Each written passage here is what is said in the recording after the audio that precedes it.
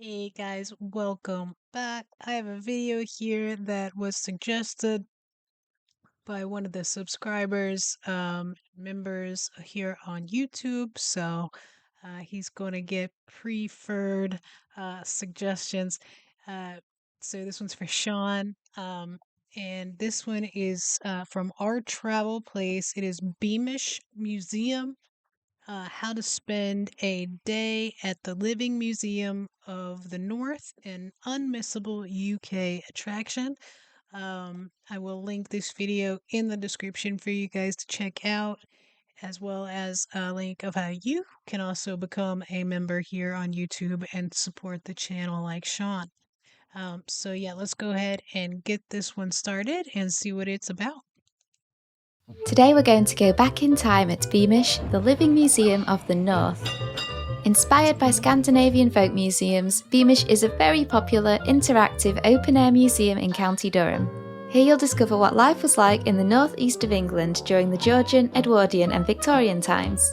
This video will show you how we spent an unforgettable day at Beamish to give you an idea of what you could see and do on your trip.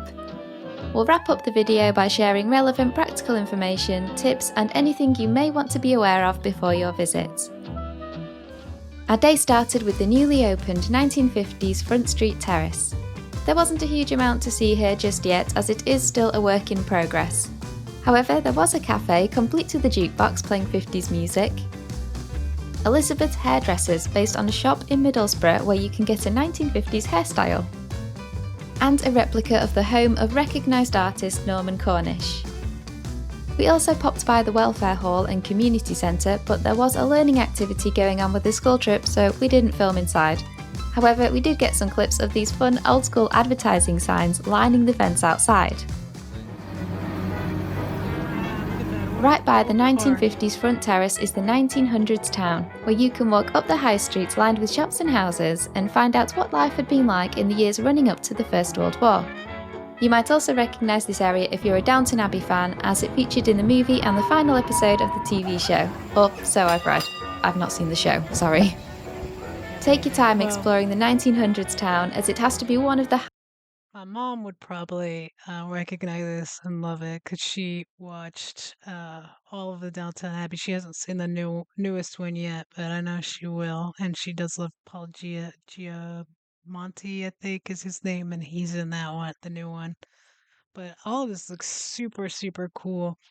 Um, it reminds me, there are little towns throughout the U.S. That used to be really big at one time and then like kind of the population's teetered off or this or that, but they'll pay homage to, when they were big, and they'll have these cute little shops. We went to a place, it was during COVID, it was up in the mountains, and actually there was a lot of flooding out there last year. So I don't even know what's still standing, to be honest, but it was in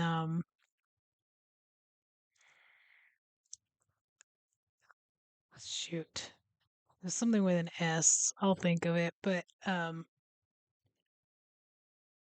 it's, I can't believe the name just completely went out of my head. I have the worst memory, you guys.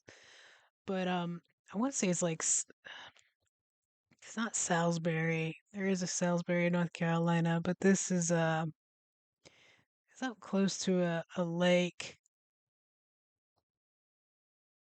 Anyway, the little town is only like a block of little old buildings, the old brick buildings, and you go inside, it's a lot like this.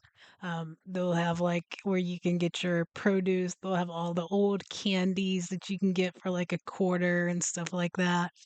And just a like little grocery and novelty store, and it's really cool, super popular.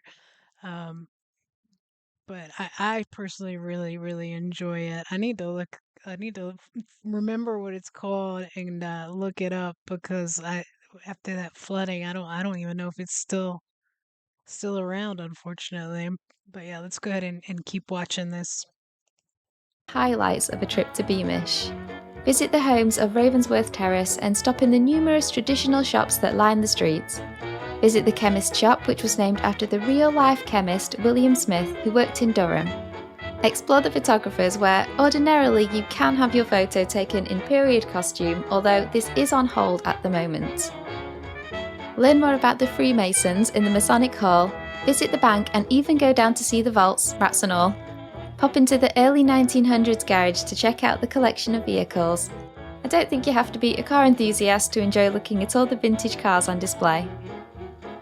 If you're feeling a bit peckish, then let your nose guide you into the incredible smelling bakery offering traditional, freshly baked goods. If you don't actually want to buy anything, you can still pop in and take a look. As I thought of the name of the little town, it's Saluda. Saluda. But this is super cute. This actually reminds me of Waxhaw, which is a town right around Charlotte, and there's a old downtown railway goes right through the middle of the downtown, and they have preserved a lot of the buildings there, and there's one where they have a little bakery, as well as like antiques and little shops, and you can go in and they'll teach you how to do so. It's pretty cool. There's also a sweet shop where the walls are lined with jars of old-fashioned sweets. You can even watch them being made in the back of the store. After spending a lot longer than we expected in the 1900s town, we tore ourselves away and hopped aboard one of the trams. Sitting on the top floor gave us a view over the extensive museum land. It really is a big place, and as much as we like walking, it was definitely an enjoyable way to get around. We exited the tram at the 1900s Pitts Village, home to mining families in the northeast of England. Our first stop was the century-old Het & Silver Band Hall. After the Colliery Band was founded in 1887, the original band hall was built for them in 1912. After falling into disuse, former band members donated the building to Beamish. In the Pitts Village, you can walk through the original miners' cottages on Francis Street. These homes were brought to Beamish from Hetton le Hole after originally being built in the 1860s by the Hetton Coal Company. The costumed villagers getting on with the day inside made it feel so much more real. It did actually feel a little bit like we were breaking into somebody's home.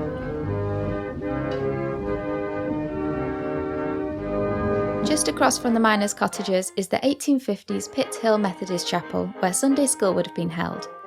Next to the chapel stands the school, where you can walk around a classroom of tiny desks, way too small for us to sit in, and play old-fashioned games in the yard.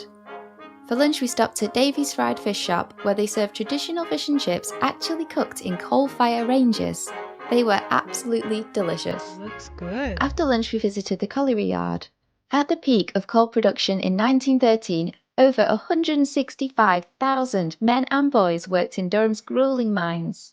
We started at the engine shed, where we watched coal being shovelled into the engine of one of the colliery locomotives, firing it up. A staff member told us they had to do this slowly as the engine had been cold for a while, and if it heated up too quickly it would damage it. From here we went into the wooden heapstead building. It was right here that workers were lowered into the mine and coal was brought back up to the surface. The lift cages were raised and lowered using the winding engine, which you can see in the adjacent stone building. You could actually take a guided tour down into the drift mine. Sadly, we didn't have time to squeeze this in on our visit, which is a shame because it sounds like it would be such an interesting experience. If you've been down the drift mine at Beamish, we'd love to hear about it. We left the colliery and went even further back in time to the Georgian period of the 1820s. Walking by the cow pasture, we came to a tiny heather-thatched cottage, which is actually a recreation of the home of Joseph Headley, an acclaimed Georgian quilter who was murdered in 1826. Just past the cottage is the medieval church of St Helen, which was originally built in Eston. After suffering from decades of vandalism, the church was dismantled and then rebuilt in Beamish, brick by brick. Keep your eyes peeled and you might see numbers on the wall. As part of the deconstruction, all the bricks were carefully numbered so the church could then be rebuilt exactly as it had been. Up the hill was the beautifully restored Pockley Old Hall, which would have been let to the tenant farmers who cared for the land. This is one of the original buildings found at the site of the Beamish Museum. In front of the house is the ornamental garden, which will probably look much better if you aren't visiting in winter like we did. In the house you'll walk through rooms like a smoky working kitchen, complete with a cast iron range and brick bread oven. Just looking at all these blue and white dishes and cups here. My mom has blue and white everywhere at our house. We have like two cabinets, three no, sorry, three cabinets full. There's like a display on the wall. There's some in the cabinets. Um, she loves these. These plates and stuff look exactly like the ones that we have. Downstairs you can also see the dining room, the pantry, and the scullery, which would have been used for washing dishes and doing other domestic chores. Upstairs you'll find the bedrooms. You'll also see a room where grain was stored and joints of meat were hung, ready to be smoked. As time was ticking on, we hot-footed it to the 1940s farm area, where you can see what farm life was like during the Second World War. Unfortunately, during our visit, the farmhouse was closed due to storm damage, but the cottage was still open. At this point, it was museum closing time. Even though we were there from open until close, we didn't manage to see everything at Beamish, but I do think we managed to squeeze a lot in. If you are looking to visit yourself, then stick around while I share some useful information and tips for your trip. Beamish is located in the beautiful countryside of County Durham. If you're driving, set the directions to DH90RG. Parking at the museum is free and there seems to be plenty of space. Beamish is accessible by the number 28 bus from Newcastle City Centre or the 8 from Sunderland Interchange. Alternatively, Chester Street is the nearest train station, so if you can get a train to here, you can then catch a bus on to Beamish. Currently, if you would like to arrive in the morning, then you do need to book your entry slot ahead of time, but if you want to arrive from 1 PM onwards, then you can just show up. Because there is a lot to do, I would suggest booking one of the earlier slots and spending the full day there. Tickets are £19.50 per adult, £11.50 per child, and student or senior tickets are £14.50. There are also family ticket options available. This ticket then does get you unlimited access to the museum for a full year, including daytime events but not evening events. Special events are held throughout the year, so check the Beamish website to see what's coming up. Okay, next point. Beamish is huge. While I think you could pop into each area in the space of a day, there is simply too much there to explore every corner and take in every detail, and they're continuing to expand the museum, so really, if you live close enough to the museum, then you'll probably want to make the most of that unlimited annual access with your tickets. I would suggest having an idea of anything you and your family definitely want to see and prioritising that before you get too distracted by all of the other things there are to see there.